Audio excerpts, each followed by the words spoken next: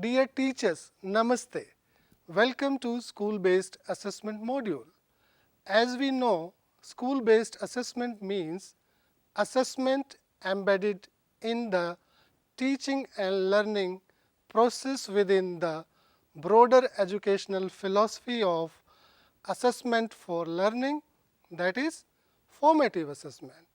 And you know this has been advocated in National Education Policy 2020 very strongly. SBA is a transformation in education system as it scales down the emphasis of examination oriented teaching and learning. As shared in introductory video, this module contains method of assessing complex achievement. Complex achievement includes those learning outcomes based on higher mental processes such as understanding, thinking skills, and various problem solving abilities. The attainment of outcomes in these areas can be assessed by both objective and subjective means. There are certain aspects of complex achievement that cannot be measured by objective means such as ability to organize, integrate, and express ideas, performances as oral communication, construction of models, etc. Further, objective items cannot assess both the process and product of a performance. Let us discuss about performance-based assessment. Performance-based assessment uses tasks that require students to demonstrate their knowledge, skills, and strategies by creating a response or a creation. Performance-based assessment taps into students' higher order thinking skills, such as evaluating the reliability of sources of information, synthesizing information to draw conclusion, or using deductive inductive reasoning to solve a problem. Performance-based assessment provides a basis for teachers to evaluate both the effectiveness of the process or procedures used and the product resulting from performance of a task. The next method is very interesting and widely used is portfolio.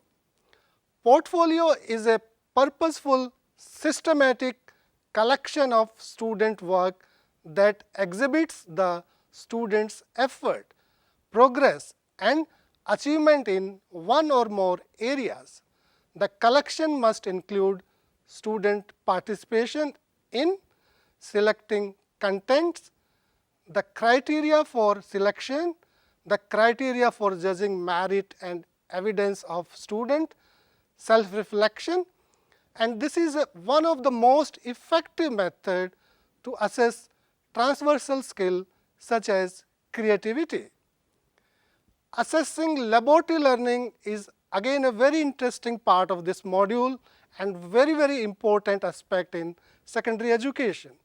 Practical work has always been considered by the majority of teachers and educators to be fundamental to the teaching. As an integral part of scientific way of thinking, practical laboratory tasks are a pivotal part of school education. The laboratory is a unique learning environment that enables and consolidates learning through doing. Laboratory work shall be assessed on following parameters. Parameters are understanding of techniques, practical ability, reliability of data, interpretation of data, time management, records, scientific planning, independence, communication, interaction, reliability and commitment.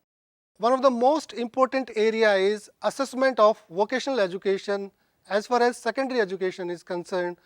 In order vocational education to play its role effectively in the changing national context, to enjoy the fruits of demographic dividend, the national policy has reimagined the element of vocational education to make it more accessible, flexible, contemporary, relevant, inclusive and creative. Both professional and academia must give serious attention and concern to the implementation strategy of skill competence assessment for vocational students. Three most commonly used assessment strategies are diagnostic, scenario and simulated assessment. Another area which is discussed in module is case studies. Case studies depict real life situation, are commonly used method for problem based learning.